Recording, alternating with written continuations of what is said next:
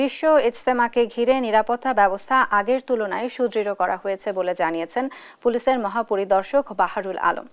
বুধবার সকাল 11:30টার দিকে গাজীপুর মহানগর পুলিশ আয়োজিত প্রেস ব্রিফিংয়ে তিনি এ মন্তব্য করেন। তিনি আরও জানান, ইজতেমার বিশেষ নিরাপত্তায় পুলিশ ও র্যাব সদস্যদের পাশাপাশি বোম ডিসপোজাল ইউনিট, সোয়াট team, dog squad, crime scene van, নৌ টহল ও হেলিকপ্টার টহল থাকবে। পর্যাপ্ত সংখ্যক সিসিটিভি ক্যামেরা, আইপি ক্যামেরা ও নাইট ভিশন ক্যামেরা দিয়ে মনিটরিং করা হবে।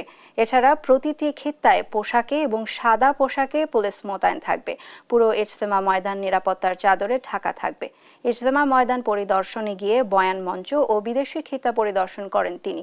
এ সময় তার সঙ্গে গাজীপুর মহানগর police commissioner doctor Nazmul Karim Khan সহ পুলিশের ঊর্ধ্বতন কর্মকর্তারা উপস্থিত ছিলেন। অন্যান্য সময় আমরা কি করতাম, শুরুতে একটা ব্রিফিং দিয়ে দিতাম সবাইকে, সবাই যার যার ব্রিফিং শুনে যার যার জায়গায় চলে যেতেন।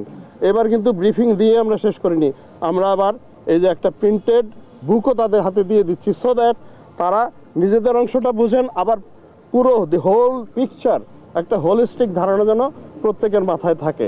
এতে আমার মনে হয় in case of any sort of untoward incident আমাদের পুরো নিরাপত্তা ব্যবস্থাটা will act in one body, সবাই একই সাথে রিঅ্যাক্ট করতে পারবে।